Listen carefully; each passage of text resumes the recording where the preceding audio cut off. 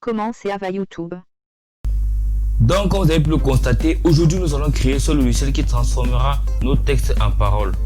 Pour créer un tel logiciel, on n'aura pas besoin d'écrire plus de 20 lignes de code, mais il reste quand même puissant puisqu'il permettra de traduire n'importe quel texte en paroles selon la langue du système d'exploitation que l'on utilise. On utilisera la bibliothèque PyTT X3 pour travailler avec les voix et Tkinter pour faire l'interface graphique. Donc, si vous êtes prêts, let's go! Une fois cela fait, vous devrez importer les deux modules, notamment Tkinter. Donc, on va faire from Tkinter. Là, on va importer tout. Étoile veut dire qu'on importe tout et vous devez aussi importer PyTT X3. Vous mettez PyTT X3 et vous allez mettre un alias à PyT. Voilà. Une fois cela fait, vous devrez d'abord créer une instance de la classe Tkinter. Pour cela, vous allez créer une variable qui va s'appeler Windows et vous allez dire que vous allez créer une instance de cette classe, donc TK. Et là, vous allez passer les paramètres à Windows, donc Windows.title. Le titre ou de fenêtre, on va l'appeler text speech.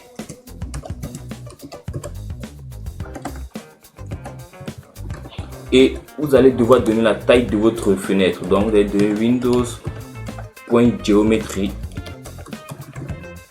et on va lui donner une chaîne de caractères en 800 x 800. Dit qu'on veut ceci 800.800. Puis pour exécuter le tout, vous avez du Windows.mainloop.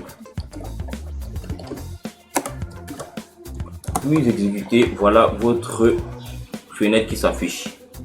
Ok, maintenant on va devoir mettre un input pour pouvoir entrer un texte et un bouton pour exécuter une certaine fonction pour parler. Donc pour ce faire, on va donc dire texte sera égal à un entry, c'est un objet de Tkinter. Et là on va mettre Windows, c'est la fenêtre dans laquelle on veut mettre notre entry.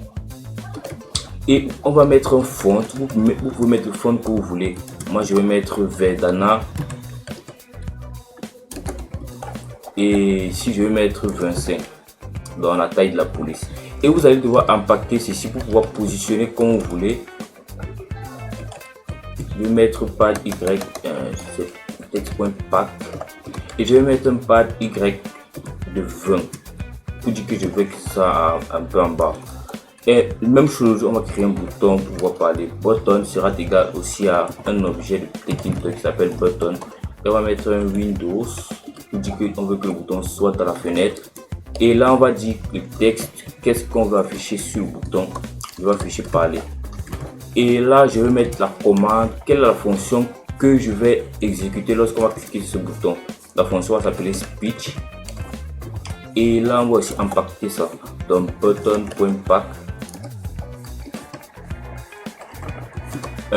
Même chose, on veut que ce soit en bas de, on veut que ce soit en bas du texte, donc on va mettre fun. Et maintenant on va devoir créer la fonction speech. Pour ce faire, on va venir là et on va créer cette fonction dev speech. On va mettre deux points là et on va mettre pass pour dire qu'on ne veut rien ne doit se passer dans cette fonction pour l'instant. On exécute notre code.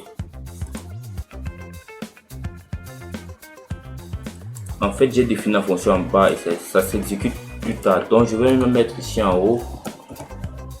Et si je clique, voilà. Voilà ici, si je clique là, rien ne se passe.